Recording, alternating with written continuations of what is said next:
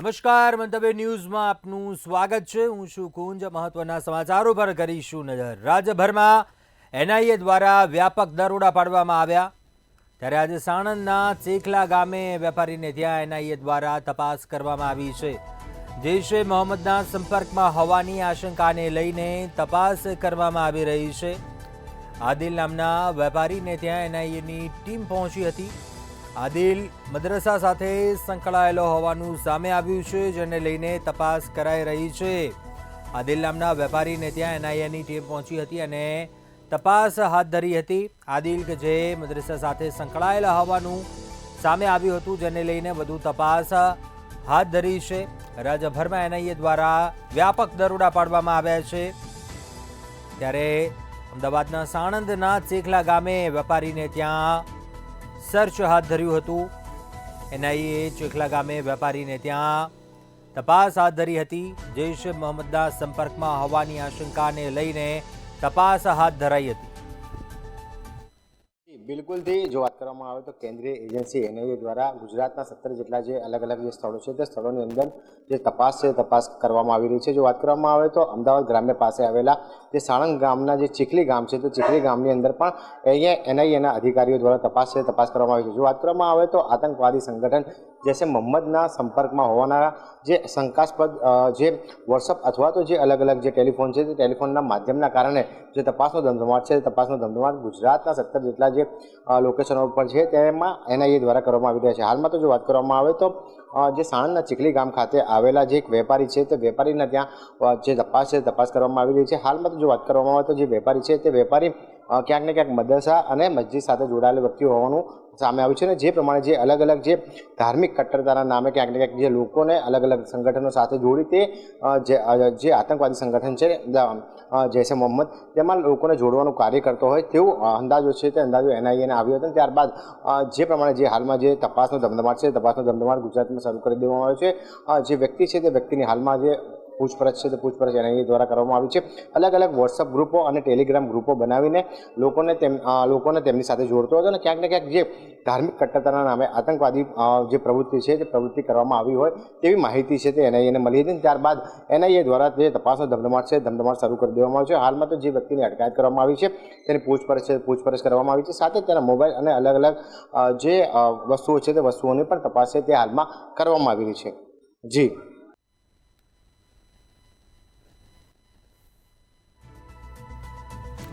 આગળ વાત કરીએ, રાજકોટમાં વધુ એક મસમોટું કૌભાંડ સામે આવ્યું છે। સબ રજિસ્ટ્રાર કોન્ટ્રાક્ટ કર્મીઓને મગરવાડાના જમીન ધારક સાથે કૌભાંડ આચર્યું છે।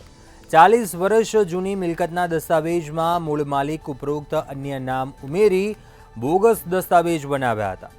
કોન્ટ્રાક્ટ કર્મીઓએ ઓરિજિનલ દસ્તાવેજમાં ફેરફાર કરી બોગસ દસ્તાવેજ બનાવ્યા હતા અને બોગસ દસ્તાવેજ બનાવી ઓરિજિનલ દસ્તાવેજનો નાશ કર્યો હતો। કૌભાંડી કોન્ટ્રાક્ટ કર્મીઓ દ્વારા 15થી વધુ દસ્તાવેજમાં ચેડા કરી આર્થિક લાભ લેવાની વિગતો પણ સામે આવી છે। ત્યારે આ મામલે પ્રનગર પોલીસે જયદીપ ઝાલા, કિશન ચાવડા, હર્ષ સોનીની ધરપકડ કરી વધુ તપાસ હાથ ધરી છે। રાજકોટમાં વધુ એક કૌભાંડ છે તે સામે આવ્યું છે। સબ રજિસ્ટ્રાર કચેરીનું કૌભાંડ છે તે સામે આવ્યું છે। ચોક્કસથી કોન્ટ્રાક્ટ કર્મચારી દ્વારા આ સમગ્ર કૌભાંડ છે તે આચરવામાં આવ્યું છે। ત્યારે આ કોન્ટ્રાક્ટ કર્મચારીની ધરપકડ છે તે કરવામાં આવી છે।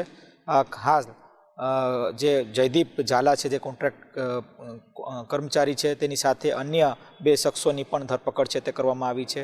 ખાસ 40 વર્ષ જૂની મિલકતનું બોગસ દસ્તાવેજ કરવામાં આવ્યું, એટલે કે જે ઓરિજિનલ દસ્તાવેજ હતું તેને બોગસ બનાવવામાં આવ્યું, એટલે કે તેમાં જે ઓરિજિનલ દસ્તાવેજમાં જે ઓરિજિનલ જે માલિકના નામ હતા તેની સાથે બીજા અન્ય નામો જોડવામાં આવ્યા અને તે દસ્તાવેજને બોગસ બનાવવામાં આવ્યા અને ઓરિજિનલ દસ્તાવેજને તેનો નાશ કરવામાં આવ્યો। આ પ્રકારની વિગતો મળતા જ ક્યાંક ને ક્યાંક મગરવાડા ગામના જ જે મિલકત ધારક છે તેને ફરિયાદ કરી અને સબ રજિસ્ટ્રાર ઓફિસમાં ફરિયાદ પહોંચતા સબ રજિસ્ટ્રાર ઓફિસના અધિકારી દ્વારા પોલીસ ફરિયાદ છે તે નોંધાવવામાં આવી છે। સમગ્ર મામલો છે તે અત્યારે પ્રનગર પોલીસ સ્ટેશન ખાતે પહોંચ્યો છે। ત્યારે આ મામલે જયદીપ ઝાલાની ધરપકડ કરવામાં આવી છે। આ સાથે અન્ય હર્ષ સોની અને કિશન ચાવડાની પણ ધરપકડ કરવામાં આવી છે। કહી શકાય કે ક્યાંક ને ક્યાંક આવી અન્ય પણ કેટલીક વિગતો છે તે સબ રજિસ્ટ્રાર કચેરીના અધિકારી સુધી પહોંચી છે. અંદાજિત 17 જેટલા જે દસ્તાવેજો સાથે ચેડા કર્યાની જે વિગતો છે તે જે ઝોનલ અધિકારીને મળી છે અને તેને જ લઈને હાલ અત્યારે તપાસ છે તે શરૂ કરવામાં આવ્યું છે. ત્યારે ઝોનલ અધિકારી તરફથી સ્પષ્ટ કહેવામાં આવ્યું છે કે તપાસ પણ શરૂ કરવામાં આવી છે. અન્ય કેટલા દસ્તાવેજો સાથે આવા જે કોન્ટ્રાક્ટના કર્મચારીએ જે ચેડા કર્યા છે આની વિગતો તેઓ મેળવી રહ્યા છે. આ સાથે પોલીસ તપાસ પણ શરૂ કરવામાં આવી છે. ચોક્કસથી કહી શકાય કે ખૂબ જ એક મોટી વાત ક્યાંક સામે આવી છે અને આને જ લઈને હાલ અત્યારે રાજકોટમાં ચર્ચા જાગી છે કે સબ રજિસ્ટ્રાર કચેરી ખાતે પણ આવડું મસ્ત મોટું કૌભાંડ છે તે સામે આવ્યું છે. ત્યારે સમગ્ર ઘટનાને લઈને હાલ અત્યારે પોલીસ તરફથી અલગ અલગ ટીમ બનાવીને ગ્રામ્ય વિસ્તારમાં પણ ક્યાંક ને ક્યાંક આ જ ઘટના ઉપર તપાસ શરૂ કરવામાં આવી છે. જી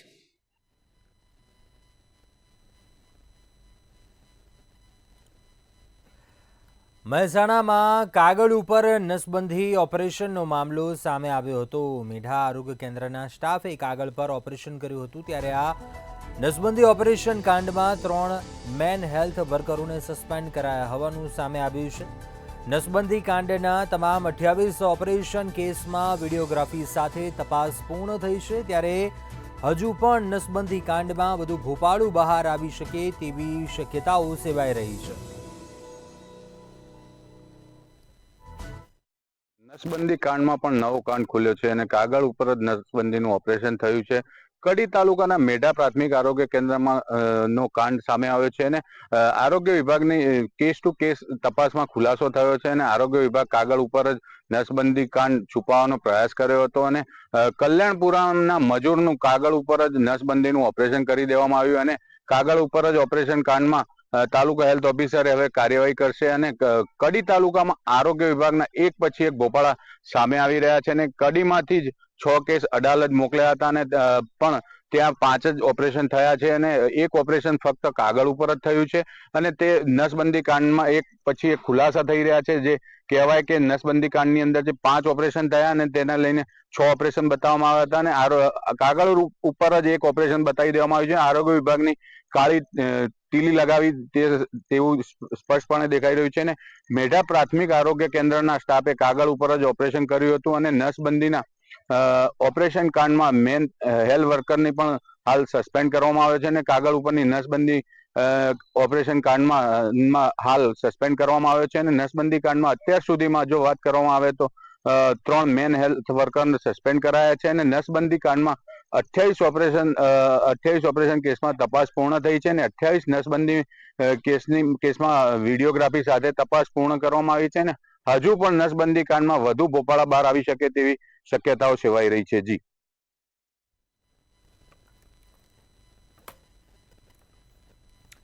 આગળ વાત કરીએ ખ્યાતિ હોસ્પિટલ કાંડને લઈને. આ મોતકાંડનો મામલો સામે આવ્યો ત્યારે આ ખ્યાતિ હોસ્પિટલ મોતકાંડમાં ઈડીની એન્ટ્રી થયા હોવાનું સામે આવ્યું છે અને ઈડીએ ક્રાઇમ બ્રાન્ચ પાસેથી માહિતી માંગી છે તેમજ પીએમ જય બજાજ ઇન્સ્યોરન્સ અંગેની માહિતી માંગી છે.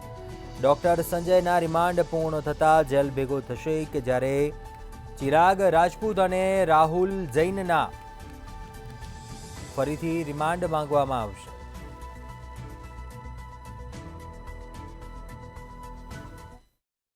ચોક્કસથી જે રીતે ખ્યાતિકાંડ આજે ટોક ઓફ ધી સ્ટેટ નહીં પરંતુ ટોક ઓફ ધી નેશન બન્યું છે ત્યારે સૌથી મોટી વાત એ છે કે પીએમ જેવાય જે યોજના છે તેનો કેવી રીતે ભરપૂર લાભ લઈ અને આ કૌભાંડીઓએ પોતાના ખિસ્સા અને પોતાની તિજોરીઓ ગરમ કરી તિજોરીઓ ભરી અને ત્યારબાદ તે લોકો અત્યારે હાલમાં જે રીતે અત્યારે ક્રાઇમ બ્રાન્ચના સકંજામાં આવી ગયા છે ત્યારે ધીરે ધીરે એક પછી એક હકીકતો સામે આવી રહી છે. મહત્વપૂર્ણ વાત છે કે આ સમગ્ર ખ્યાતિકાંડના પ્રકરણની અંદર જે દર્દીઓને ખરેખર સારવારની જરૂર નહોતી, ઓપરેશનની જરૂર ન હોવા છતાં પણ તેની એન્જિયોપ્લાસ્ટી અને એન્જિયોગ્રાફી કરવામાં આવી અને તેમને ક્યાંક ને ક્યાંક જાણી જોઈને મોતના મુખમાં ધકેલવામાં આવ્યા. આ સમગ્ર પ્રકરણમાં જ્યારે ધીરે ધીરે હવે એક પછી એક ખુલાસા થઈ રહ્યા છે ત્યારે સૌથી મોટી વાત એ છે કે આ પ્રકરણમાં હવે ઈડીની પણ એન્ટ્રી થઈ ગઈ છે. એટલે કે એન્ફોર્સમેન્ટ ડિરેક્ટોરેટ દ્વારા હવે આ તપાસની કાર્યવાહીને પણ તેજ કરવામાં આવી છે. ક્રાઇમ બ્રાન્ચ દ્વારા તેમણે તમામ હકીકતો અને પુરાવાઓ માંગ્યા છે. સાથે જ જે પીએમ જેવા યોજના છે તે યોજનાને અંતર્ગત જે કાગળિયા છે અને સાથે જ બજાજ ઇન્સ્યોરન્સના કાગળ છે તે તમામ તપાસના કાગળોની માંગ પણ ઈડી દ્વારા કરવામાં આવી છે. એટલે કે હવે જે આ ચમરબંધીઓ છે જે પૈસાની લાલચમાં જે લોકોએ લોકોના જીવને જોખમમાં મૂક્યા હતા તે તમામ લોકોની હવે ઈડી તપાસ કરશે અને ઊંડાણપૂર્વક તપાસ કરીને તદપછી તપાસમાં આ આરોપીઓને હવે ક્યાંક ને ક્યાંક ફરી એકવાર કાયદાનો ગળ્યો કસાશે. મહત્વપૂર્ણ છે કે આજે સંજય પટોડિયા એટલે કે ડોક્ટર સંજય પટોડિયાના કોર્ટમાં રિમાન્ડ પૂર્ણ થયા છે અને તેનું જેલ ભોગ કરવામાં આવશે. પરંતુ સાથે જ બીજી તરફ જ્યાં રાહુલ જૈન અને સાથે જ ચિરાગ રાજપૂત જે સીઈઓ છે તે પકડાયેલા છે, તેમના પુનઃ રિમાન્ડની માંગ પણ કરવામાં આવશે. આ સમગ્ર પ્રકરણની અંદર હવે ધીરે ધીરે તપાસમાં મોટા ઘટસ્ફોટ થઈ રહ્યા છે. ક્યાંક ને ક્યાંક સમગ્ર પ્રકરણમાં બહાર આવી રહ્યું છે કે ડોક્ટર કાર્તિક પટેલ એટલે કે જે સીઈઓ છે તે પોતે ડાયરેક્ટર સીઈઓ કાર્તિક પટેલ આ સમગ્ર પ્રકરણની અંદર કિંગપિન તરીકે કામ કરતો હતો. તેણે તમામ આર્થિક વ્યવહારો પોતાની પાસે રાખ્યા હતા અને તે ઉપરાંત કાર્તિક પટેલ તમામ લોકોને ટાર્ગેટ પૂરા કરવા અને દર્દીઓ લાવવા માટે દબાણ કરતો હોય તેવી હકીકતો પણ ક્યાંક ને ક્યાંક સામે આવી છે. અને તેના કારણે હવે ક્રાઇમ બ્રાન્ચે પણ નામદાર કોર્ટની અંદર એ પ્રમાણેનું એફિડેવિટ રજૂ કર્યું છે કે આ કેસની અંદર કાર્તિક પટેલ જેણે આગોતરા જામીન મૂક્યા છે, અત્યારે હાલમાં તે વિદેશ ભાગેલો છે, તેને જામીન ન આપવામાં આવે. કારણ કે આવા ગંભીર કેસની અંદર જો કાર્તિક પટેલ જેવા આરોપીને જામીન આપી દેવામાં આવશે તો મોટું કેસમાં નુકસાન થાય તેવી શક્યતાઓ પ્રબળ બની છે. અને એટલા માટે જ અત્યારે હાલમાં કાર્તિક પટેલની કાગડોળે રાહ જોવાઈ રહી છે અને પોલીસ દ્વારા જે રીતે વિદેશની એજન્સીઓ દ્વારા સંપર્ક કરી અને કાર્તિક પટેલને લાવવા માટેની કવાયત હાથ ધરાઈ છે, ત્યારે જોવા મળે છે કે કાર્તિક પટેલના આવ્યા પછી કેટલા મોટા ઘટસ્ફોટ થાય છે. પરંતુ અત્યારે હાલમાં આ કેસની અંદર ઈડીની એન્ટ્રી થઈ ચૂકી છે અને તપાસ કાર્યવાહી તેજ કરવામાં આવી છે. એટલે જોવાનું રહેશે કે આ સમગ્ર પ્રકરણની અંદર હવે આગામી સમયની અંદર શું મોટા ઘટસ્ફોટ થાય છે અને ઈડી દ્વારા શું હકીકત બહાર લાવવામાં આવે છે.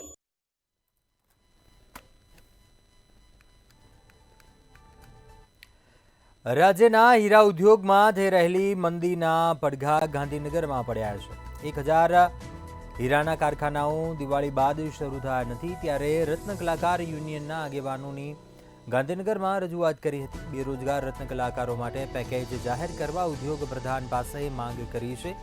સુરતનો હીરા બજાર ઉદ્યોગ મંદીમાં જતા હાલત કથળતા રત્ન કલાકારોના વિકાસ માટે વિશેષ વિભાગ શરૂ કરવાની માંગ કરી છે.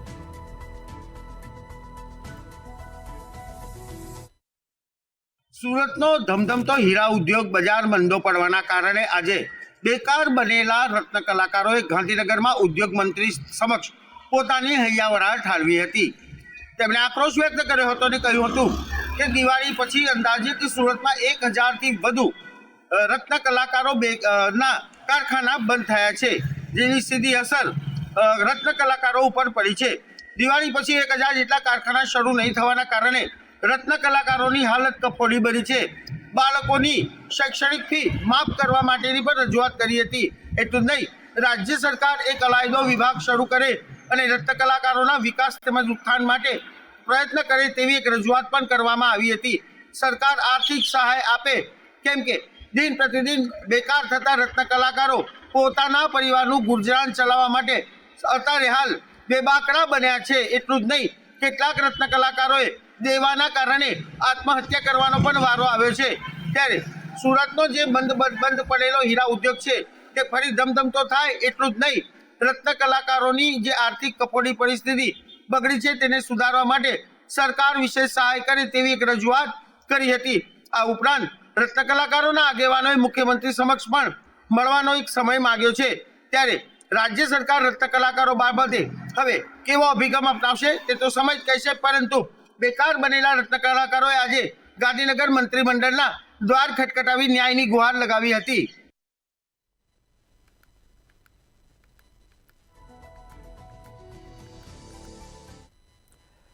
ગોધરા કાંડનો આરોપી સેન્ટ્રલ જેલમાં જન્મઠીપની સજા ભોગવતો હતો, જે પેરોલ જમ્પ કરી ફરાર થયો છે. આરોપી ઇરફાન ઘાંચી સુપ્રીમ કોર્ટના આદેશથી પેરોલ પર ઉતર્યો હતો. 26 સપ્ટેમ્બરથી 3 ડિસેમ્બરના સુધીના તેના પેરોલ મંજૂર થયા હતા. 3 ડિસેમ્બરે જેલ ખાતે હાજર ન થતા રાવપુરા પોલીસ મથકે ફરિયાદ નોંધાવવામાં આવી છે.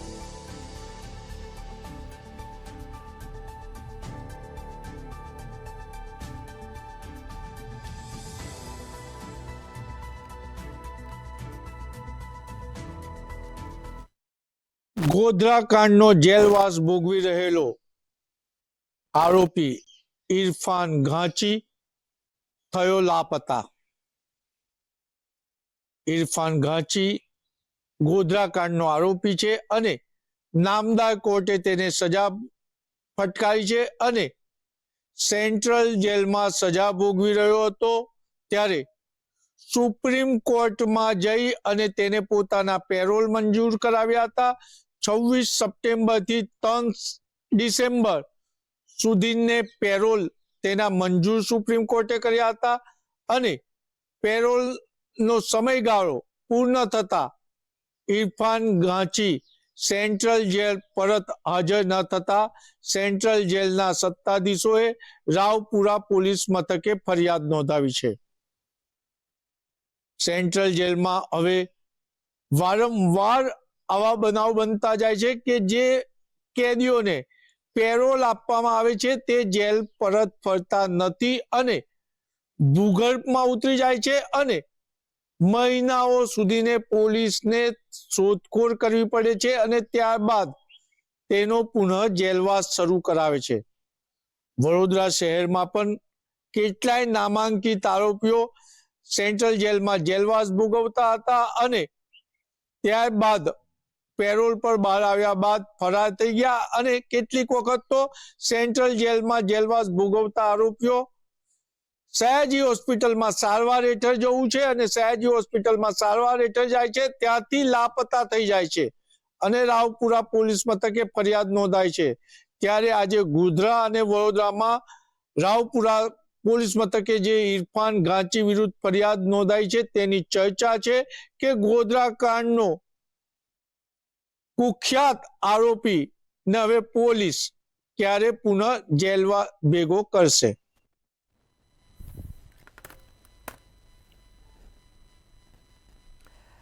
કચ્છમાં કોકિંગ કેસના 2 આરોપી પોલીસના જાપ્તામાંથી ફરાર થયા હોવાનો મામલો સામે આવ્યો. 2 સપ્તાહ પહેલા જ કરોડો રૂપિયાના કોકિંગ કેસમાં ઝડપાયા હતા આરોપીઓ, જે પંજાબથી કચ્છ પાછા આવી રહ્યા હતા ત્યારે આરોપી નાસી છૂટ્યા હતા. સામખિયાળી પોલીસની ગાડીમાં પંચર પડ્યું અને આરોપીઓ ભાગી ગયા. આરોપી પોલીસના જાપ્તામાંથી ફરાર થતા પોલીસ કામગીરી પર સવાલો ઉઠ્યા છે.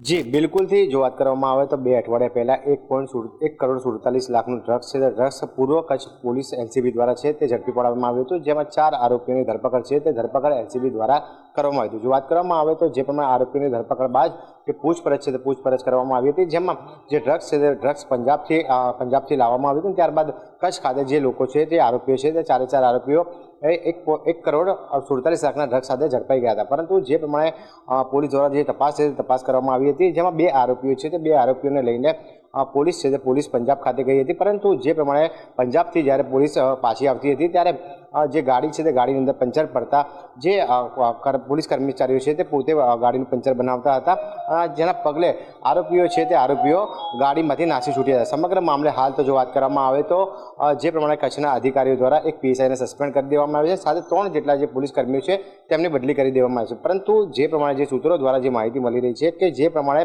પંજાબ પોલીસની સામે જે આરોપીઓ છે તે આરોપી ભાગી ગયા હતા અને ક્યાંક ને ક્યાંક પંજાબ પોલીસ દ્વારા જે મદદ છે તે મદદ કરવાનો જે મામલો છે તે હાલમાં સામે આવ્યો છે.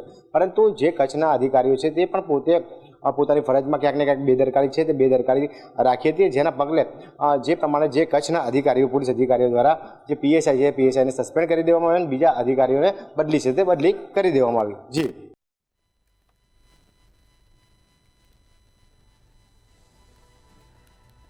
જામનગર કુખ્યાત ભૂમાફિયા અને કિરીટ જોશી હત્યાનો મુખ્ય આરોપી જયેશ પટેલના ભાઈ સામે ધર્મેશ રાણપરિયા સામે ફરિયાદ નોંધાઈ છે. કુખ્યાત ભૂમાફિયા જયેશ પટેલના ભાઈ સામે રાક્ષસી વ્યાજ વસૂલવા અંગે તેમજ બળજબરીપૂર્વક મશીનરી વગેરે પડાવી લેવા અંગેની વધુ એક પોલીસ ફરિયાદ નોંધાવતા ભારે ચકચાર મચી. પંચકોશી બી ડિવિઝન પોલીસ મથકમાં એક કારખાનેદારે ફરિયાદ નોંધાવી છે.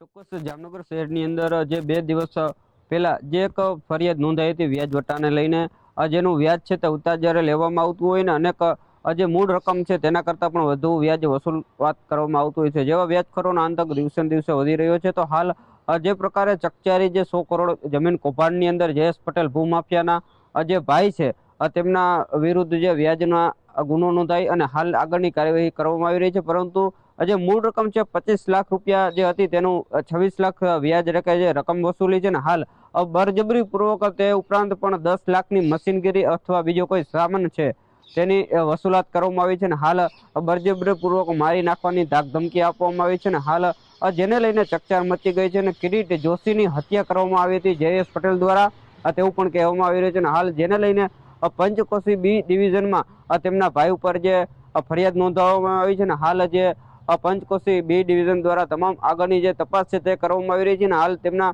જે મકાન છે તેમની ઉપર પણ આજે વ્યાજ વસૂલવામાં આવતી અને મારી નાખવાની ધમકીને લઈને જે ફરિયાદી છે તેમને 2 દિવસ પહેલા જ એક ફરિયાદ નોંધાવી હતી અને હાલ જે બીજી ફરિયાદ આજે નોંધાઈ છે જેને લઈને જે ફરિયાદી છે તેમને દવા પી અને જે હોસ્પિટલમાં એડમિટ હાલ રાખવામાં આવે છે અને જેને લઈને આગળની કાર્યવાહી છે તે પંચકોશી બી ડિવિઝન કરવામાં આવી રહી છે.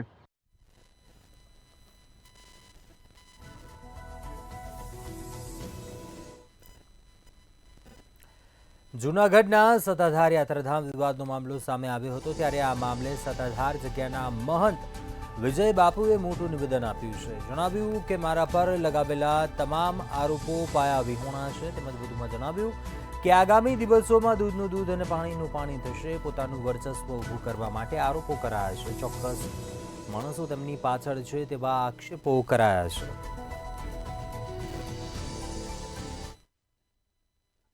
ચોક્કસ કે જે રીતે છેલ્લા 2 દિવસથી એક વિવાદ શરૂ થયો છે અને સત્તાધાર જગ્યાના મહંત વિજય બાપુ સામે પોતાના જ જે ભાઈ છે નીતિન ચાવડા તેમના દ્વારા આક્ષેપો કરવામાં આવી રહ્યા છે, જેને લઈને આપ જોઈ શકો છો કે આ સત્તાધારની જગ્યા છે અને જ્યાંના મહંત છે વિજય બાપુ તેમના દ્વારા આજે મીડિયાને એક મોટું નિવેદન આપવામાં આવ્યું હતું અને કહેવામાં આવ્યું હતું કે તમામ જે મારા ઉપર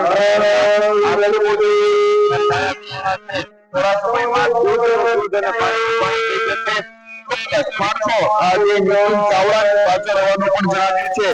જગ્યાને બદનામ કરવા માટેની એક પેટર્ન તૈયાર કરાય છે. પૂર્વ આશ્રયનો મારો ભાઈ છે નીતિન ચાવડા, તે ઉપર નિવેદન આપ્યું છે અને 250 વર્ષ જૂની આ સંસ્થા જે સત્તાધાર આપાજીદાનો હોટલો કહેવાય છે તે સંસ્થાને બદનામ કરવા માટેનું આ કામ છે. પોતાનું વર્ચસ્વ ઊભું કરવા માટે અથવા બીજાના વિચારો અંગેની કઈ પીડા હશે જેથી આવું કરે છે તેવું નિવેદન વિજય બાપુએ આપ્યું છે. જે બીજી તરફ વિજય બાપુએ નિવેદન આપતા વધુમાં પણ જણાવ્યું છે કે અમારો કોઈ ઉદ્યોગ ધંધો નથી કે અમારી કોઈ નીતિ નથી કે વ્યવસ્થા નથી. આક્ષેપો કરે છે અને મારે છે તેને મારે, પરંતુ અહીં દારૂ પીને જે લોકો ગાળો બોલે છે અને સેવકો એમને જવાબ આપે છે અને આવી નાની બાબતોમાં સીધા અમને ટાર્ગેટ બનાવે એ વ્યાજબી નથી. એક પ્રોબ્લેમ અને પ્રતિષ્ઠા માટે પ્રભુત્વ રહેવું તેવું લાગશે. એટલે કે આ નિવેદન છે તે આપવામાં આવ્યું છે આજે વિજય બાપુ દ્વારા અને જે બદનામ કરવામાં આવે છે બાપુને એટલે તેમના મોટા ભાઈ દ્વારા ચોક્કસ કોઈ ષડયંત્ર રચવામાં આવી છે અને એક પેટર્ન તૈયાર કરવામાં આવી છે અને જો તેને કોઈ પણ તકલીફ હોય તો તે વિજય બાપુ પાસે સીધા આવી અને બેઠક કરી શકે છે, નહીં કે જાહેરમાં. પરંતુ હાલ તો સેવકોમાં પણ આ વિવાદને લઈને રોષ ફાટી નીકળ્યું છે અને કહેવામાં આવી રહ્યું છે કે જો તેમને વિજય બાપુથી તકલીફ હોય તો તે રૂબરૂ આવી અને વિજય બાપુ સાથે બેઠક કરી શકે છે, પરંતુ આ જે જગ્યા છે તેને બદનામ કરવાનું બંધ કરી દે.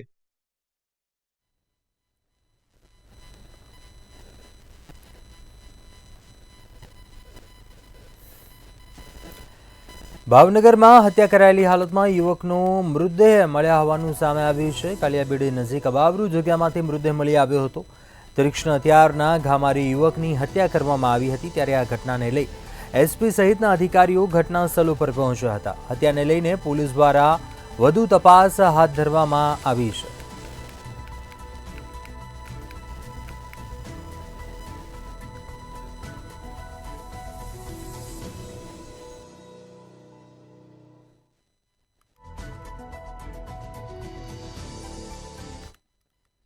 જી ચોક્કસ, ભાવનગર શહેરના કાળિયાબીર વિસ્તારમાં જે બોલ તળાવની અવાવરૂ જગ્યા આવેલી છે ત્યાં આગળ એક યુવકનો તીક્ષ્ણ હથિયારોના ઘા ઝીકીને ઝીકેલી હાલતનો જે મૃતદેહ છે તે મળી આવ્યો હતો.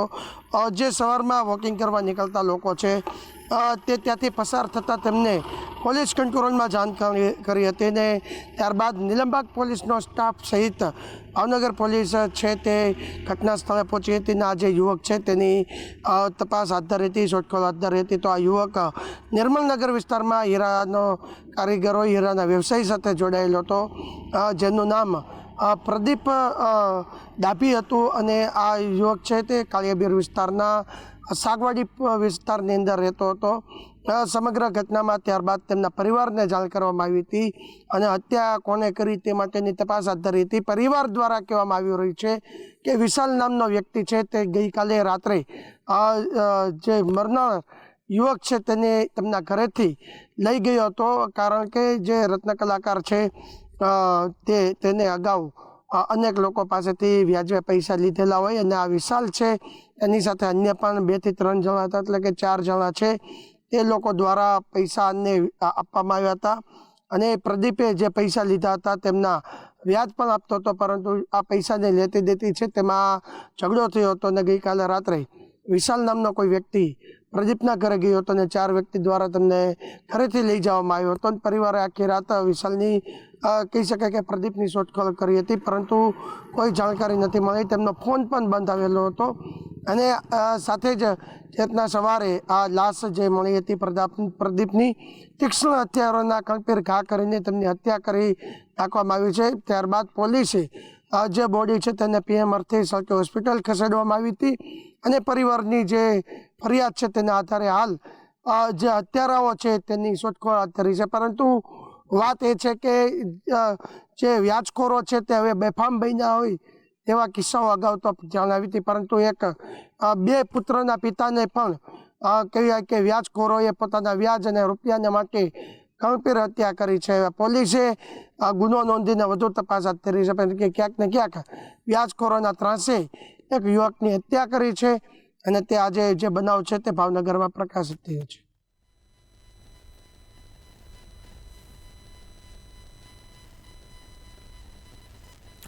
અત્યારે હાલ બુલેટિનમાં બસ આટલું. વધુ સમાચારો માટે આપ જોતા રહો મંતવ્ય ન્યૂઝ. નમસ્કાર.